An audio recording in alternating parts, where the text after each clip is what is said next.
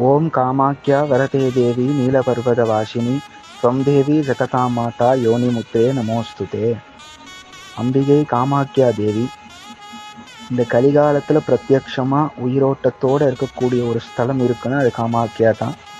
எதனால் அப்படின்னா, வருஷத்தில் அம்பாளுக்கு அம்புபாஜி புண்ணிய காலம்னு சொல்லிட்டு இந்த 3 நாள் உற்சவம் ரொம்ப விசேஷமாக நடக்கும். அசாம் மாநிலத்தில் இருக்கக்கூடிய அந்த காமாக்யா அப்படின்னக்கூடிய ஸ்தலத்தில் அம்பாள் நீலபர்வதம்னு சொல்லக்கூடிய இந்த மலை மேலே அம்பாள் யோனி பீடத்தில் காட்சி தரா. இந்த பீடம்தான் சகல லோகத்துக்கும் ஒடுக்கும் ஸ்தலமாகவும் சகல லோகத்தினுடைய உற்பத்தி ஸ்நானமாகவும் இருக்கிறது இந்த யோனி பீடம்னு சொல்லக்கூடிய காமாக்யா கோவில் தான். இங்கே இருக்கக்கூடிய அம்பாளுக்கு உருவம் இல்லாமல் யோனியவே பூஜை பண்ணுற ஒரு சம்பிரதாயம் இருக்கிறது.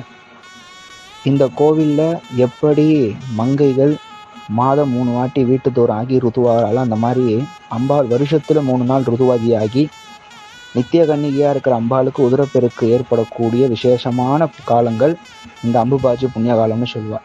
இந்த காலத்தில் நம்ம என்ன பண்ணணும் அப்படின்னா, ஸ்ரீவித்யா உபாசகலாக இருக்கட்டும், சாக்தத்தை பின்பற்றக்கூடிய நபர்கள் ஆடம்பர பூஜை அம்பாளுக்கு இல்லாமல் நித்தியப்படி மந்திர ஜபங்களையும் லலிதா சகஸ்ரநாம பாராயணங்கள் அம்பாளுடைய ஒரு திவ்யமான சிந்தனையில் இந்த 5 நாளையும் நம்ம இருந்தோம்னு சொன்னால் காமாக்கியால இருந்து பூஜை பண்ண பலனை தேவி நம்மளுக்கு கட்டாயம் கொடுப்பா. அப்பேற்பட்ட தேவி இந்த காமாக்யா தேவி. ஜெய்மா காமாக்யா.